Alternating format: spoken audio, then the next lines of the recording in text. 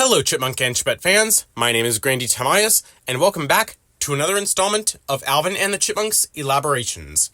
And today's topic will be continuing off of something that I said in the previous video, and talking about ways that Alvin and the Chipmunks can tell better stories. Now, I know not everyone flocks to this franchise for peak fiction, not even me, and I have on numerous occasions pointed out how it hasn't been that.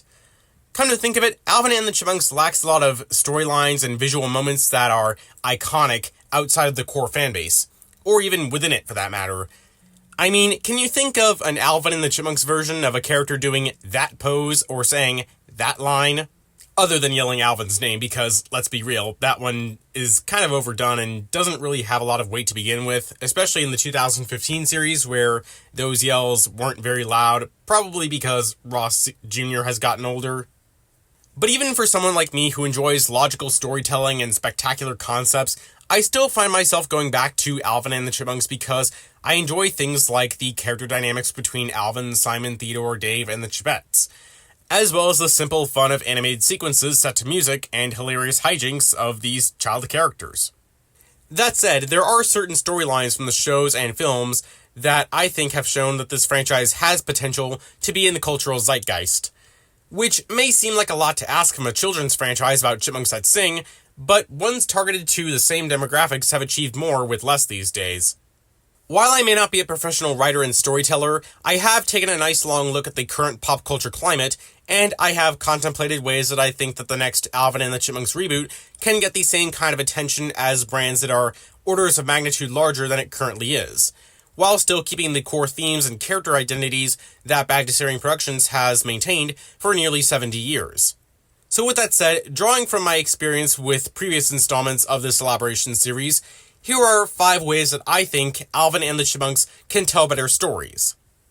Number 5, the bigger world. In many ways, I can understand how the simplicity of the world in any Alvin and the Chipmunks series has helped it stay grounded and relatable to the audience. It's not like this franchise is Dune, where the entire society revolves around a fictional concept and has a history that is so far diverged from our own. But even within the relatively mundane setting of our own world with more or less the same history, Alvin and the Chipmunks has made itself quite limited in the kinds of stories that it can tell. As I talked about in my AATC travel video a few months ago, changes in scenery, even if they're not extremely distant, can drastically affect a story. I like when stories can always keep themselves on the move, so to speak, whether that be literally with location or figuratively in deepening the history of a fictional world. But deepening fictional history doesn't necessarily mean diverging from the real Earth and human timeline. We're not placing the Chipmunks in a world where the US lost the Civil War, for example. The history of what's already new to this fictional world can be deepened, like detailing past events of specific characters like Dave. Obviously, origin stories for the Chipmunk characters, and heck, the 2015 series had some lore made up about the founder of the school, stuff like that. And even the concept I've been campaigning for about the Chipmunks as species and seeing more of them wouldn't derail the world that Alvin and the Chipmunks is set in. All of human history could be unchanged and these guys could have just been chilling on the sidelines.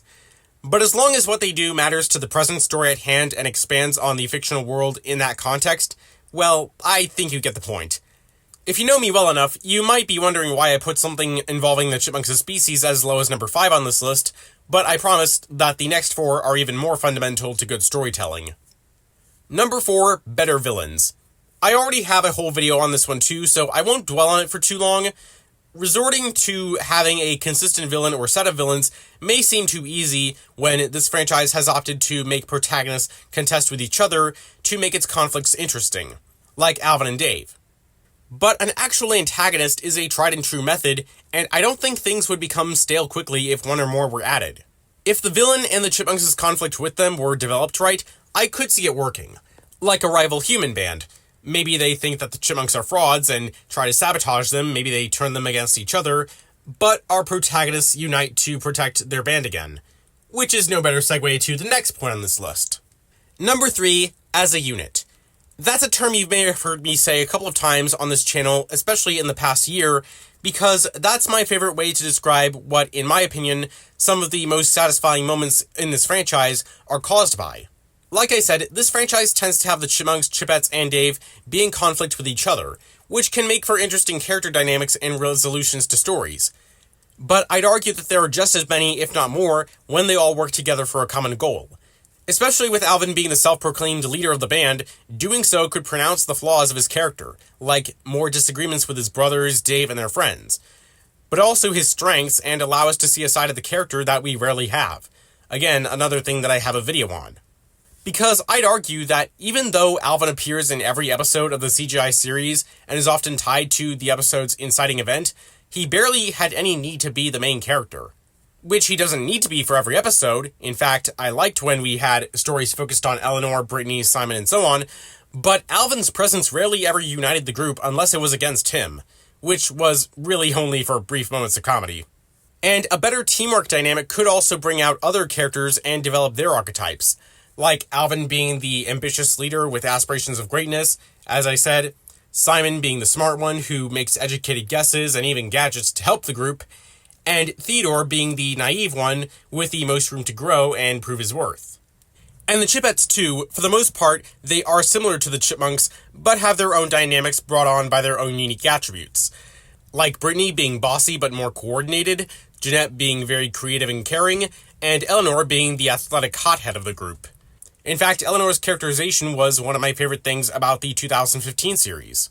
As I think best proven with episodes like Mystic Mountain, Summer Camp, and Treasure Hunt, Alvin and the Chipmunks stories can be made better when characters work as a unit. And the results can be very satisfying. Well, as satisfying as a group of singing chipmunks working together can be, which is more than you'd think. Number 2, continuity-based stories. This one may not come as much of a surprise with how often I've talked about it in other videos. I've never done one specifically for this topic, and I probably should, but I want to start off with one advantage. Although some episodes in the later seasons of the 2015 series took a step in the right direction and sprinkled a few nods or recurring characters after previous events, they still were, for the most part, new stories. Even the cancelled Season 6 storyboard only mentioned the events of the Season 5 finale, the tour, instead of continuing that story. And I felt like a lot of the other episodes had untapped potential because they were restricted to 11 minutes. Plus, you could tell by Season 5 they were starting to run dry on ideas like, come on, bathroom bully. Assuming audiences, even younger ones, are invested enough to follow a story beyond one episode, which is more likely than TV producers think, Alvin and the Chipmunks doesn't have to rely on inventing new scenarios every time in order to fill an entire season. Plus, it makes stories much more memorable and impactful if more time is spent to develop them. It's not a hard and set rule, but if they have the right ingredients, such as the previous points on this list, I think that they can justify longer stories. And finally, number 1, don't fall to stereotypes. This was, without a doubt, the biggest problem with the 2015 series. Keep the Uncanny Valley Chipmunk designs, keep the one-off unconnected stories, keep the lack of world building and lack of main villains. If the Chipmunks' personality traits or how they emote aren't consistent, or they can't prove that they are more than what characters of their kind are on paper, that's a problem. Theodore is a prime example of this. While I don't agree that he was overused for jokes regarding him being fat because those were few and far between, he was not portrayed as emotionally capable as we know that he's supposed to be. Sure, he may be the sensitive one, but not that sensitive. His level of naiveness is often so exaggerated that it made him appear dumb and easy to manipulate, which was often exploited as the inciting incident of some episodes. Genuinely, some of the better Theodore moments in this series, I feel, were when he actually stands up for himself. Like when he denied Alvin's advice to help him win the dart game in the episode Something's Fishy. But that direction can also be taken too far at times when he gets too defensive, to the point of becoming feral and fighting off anything and anyone that gets in his way, even humans. It's like he can only ever be one of two extremes. Simon has a similar problem where he'll be very level-headed most of the time, but in others, he just breaks down at the slightest inconvenience, or becomes fearful of things that shouldn't even concern him. It just makes him look like a fool, which is unfortunate for me since he is my favorite character. Alvin as well, for a lot of the scenes in the show, he does this thing where he just rambles on and on. Just because he's the rebellious loudmouthed hotshot doesn't mean he has to yap away. Sure, he always argues, but in past iterations, he actually lets others speak instead of them having to interrupt him when they need to make a point. I mean, not even live-action movie Alvin whines when he doesn't get his way. I could go on as Dave and to a lesser extent the Chipettes fall to stereotypes too, but this point's gone on for pretty long as it is.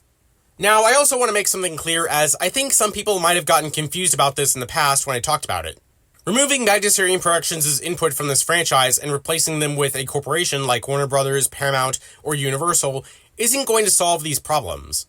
If things like characterization are as bad as they are now, a corporation isn't going to do any better.